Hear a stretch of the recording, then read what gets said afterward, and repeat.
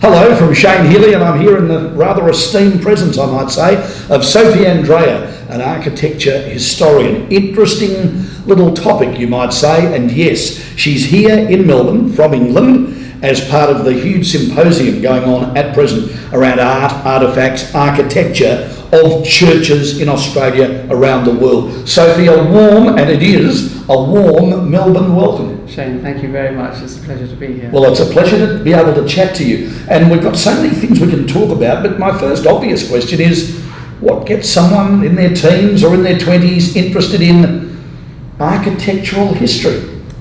Well, my uncle was an architect who designed quite a few Catholic churches in the 1960s and 70s. I suppose I was surrounded, therefore, by an interest in buildings, going to Europe, going to Rome in particular, being inspired by it, then reading History of Art at University at Cambridge and focusing very much on architecture. And then in my beginning of my career, I got a job working for Save Britain's Heritage Conservation Pressure Group that campaigned to save historic buildings of all kinds, churches amongst them, but buildings of all kinds. And then I went to work for English Heritage, which is the government body that looks after historic buildings in England. And from there, I developed an interest in historic churches, and I then ended up being asked by the Catholic Bishops' Conference to help them and advise them on Catholic heritage. A most interesting little pathway. And being based in England and Britain and on the doorstep of Europe, you are within reach of, having travelled there myself, so many amazing churches. That's certainly true, yes. Have you got some favourites? Well, I suppose, Florence, Rome, the obvious places, Paris, France.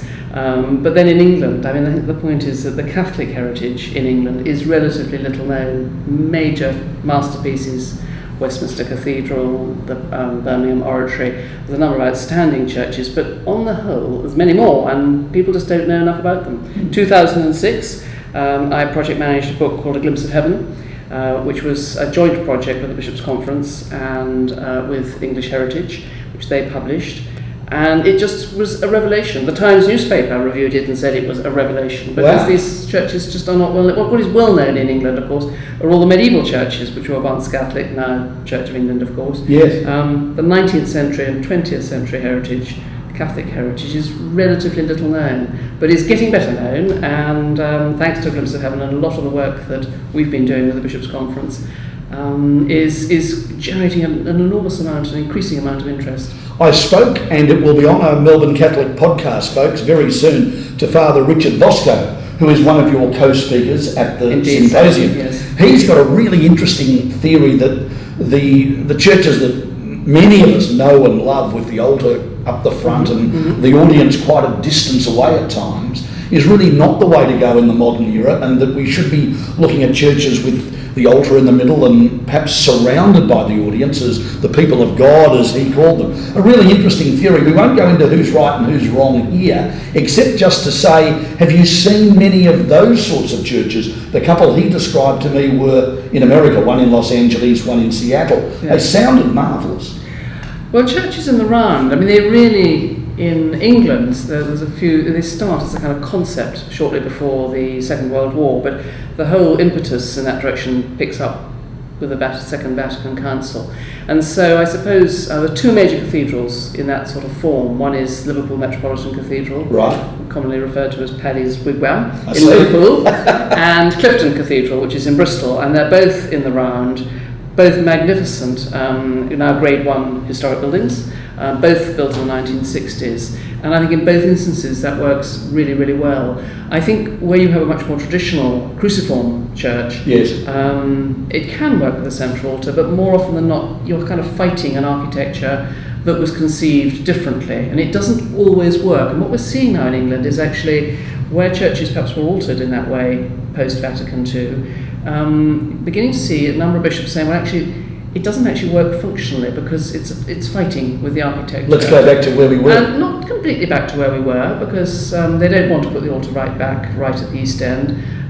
But actually they do want to redesign their sanctuaries to make them, as they think, work better. Because sometimes you bring an altar right forward in a cruciform building, you end up with some fairly old spaces and obscuring sightlines with columns and very practical things. So the discussion I'm often having with bishops is actually how can we improve just from a practical perspective. That's just leaving the liturgy on one side for a minute, but we're working on a number of, it's very early days, a number of schemes to try and also about injecting perhaps a sense of the sacred back into some of these buildings. Okay. Where modernism has been injected into something of the 19th century, it can sometimes be a little bit destructive aesthetically. That's the context. We're talking to Sophie Andreae, and she's an architectural historian, but with a special interest in churches, I would suspect, as you've developed this love of churches over your working life. And folks, this is the Melbourne Catholic website, so don't worry, I am going to be asking about St Pat's, our precious cathedral here in Melbourne. That's coming, so stay with us. But I do want to ask you about the layman's interpretation. I think a lot of people don't even get Westminster Cathedral versus Westminster Abbey. Can you give us just a very quick explanation of the differences? Obviously Protestant Catholic is the obvious one, but the differences to go inside and just be outside as well. That's a really interesting question. Obviously Westminster Abbey began life as a Benedictine abbey, very much a Catholic institution, destroyed as such by Henry VIII at the Reformation, and now obviously a major Church of England building. Can I ask just a slightly ignorant question? Yes. When you say destroyed, was it completely destroyed? No, I shouldn't say that. I should rephrase that. No, of course not. No, the medieval structure is very, very much there. Right. But and actually, there's a great deal of Westminster Abbey survives. But of course, what Henry was doing with so many of the other buildings was destroying the shrines and destroying, and then later under Cromwell, the destruction of stained glass and artefacts and so forth. So with Westminster Cathedral, when that was going to be built, a huge debate: what should it look like? Should it be Gothic? Should it be classical? What should it look like? If it was going to be Gothic, it might look a little bit too much like Westminster Abbey. Yes. And so the decision was taken, in fact, to go for a completely different design. And it's this extraordinary mixture of Romanesque and Byzantine architecture, and it's an extraordinary, full of mosaics and full of wonderful works of art. And in terms of the sort of the atmosphere, completely different, because you go in there, there's a great sense of reverence, great sense of silence. Go into Westminster Abbey, and of course, it's full of tourists who all paid to go in. Yes. Not necessarily wrong in that, but it's just an incredibly sort of different sort of space, I must say Westminster Cathedral is one of my absolute favourites, so it's great to hear you talk in those reverential terms. Yeah.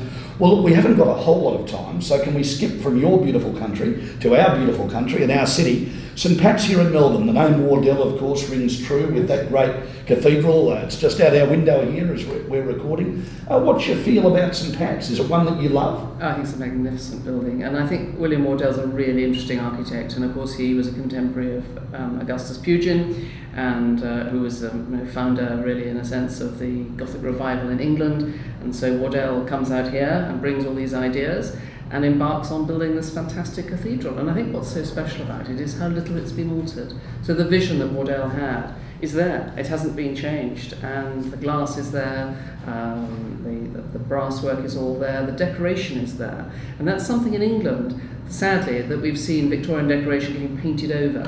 Victorian design was sort of vilified in the 50s and 60s, thought to be really, really ugly, and the advent of modernism, and people thought, well, we don't like all this Victorian stuff, so we'll just paint it all out. But St Patrick's has got all its original decoration, all stencil decoration, a sense of colour. It's just magnificent. And I'm told that the altar, which is still a bit of a distance away from Yes, it has been moved forward. It has been moved forward, yes. Yes, but it's being done very sensitively. I think I think only an expert would see that, but I think possibly the average person would think it's been done very much in keeping, been done with great sensitivity. So St Pat's is getting a big gold star from an expert. Definitely. Two more questions, if I may, yes. Sophie. One, I went to the Soccer World Cup last year in Russia, and we visited a lot of the Russian Orthodox churches. Yes. And I was a bit blown away by how they take up every inch of their walls with magnificent murals and icons and whatever. Yes. Does that appeal to you as much as the more, what I would say, reverential churches of Europe in the Christian tradition of what I think of as Catholic or Protestant? I think they're very, very different. The whole tradition is very, very different. And yes, of course, those Russian and Greek Orthodox buildings where they survive are magnificent. But the European tradition is really very, very different. But I think what's interesting today is that there's a growing interest in how to, for example, these Victorian churches which have been rather insensitively altered, how to put back some of that decoration. And I think taking St Patrick's, I mean, I was just thinking as I went round it yesterday, the quality of the stenciling on the walls.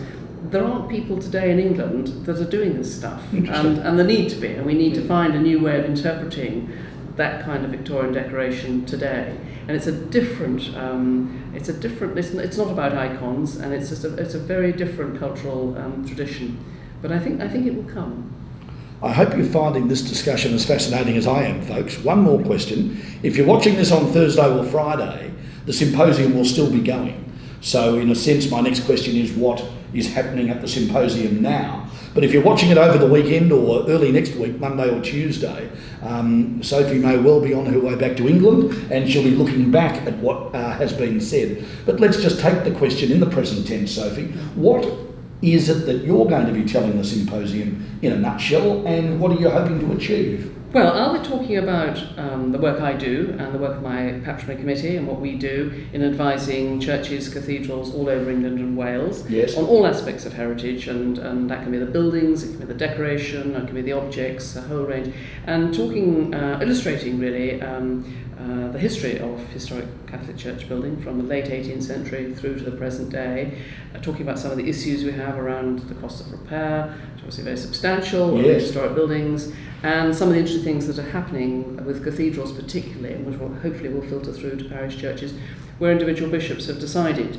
that they want to make changes, sometimes very contemporary, sometimes perhaps more traditional. So I think that will feed into the theme of this conference, but I think it's really exciting that here in Australia you're having a conference like this, and it's so well attended, and talking about these issues, because I don't think we've had something like this in England, and so I'll have a great deal to learn, and I'm enormously looking forward to it. I have one last tricky question.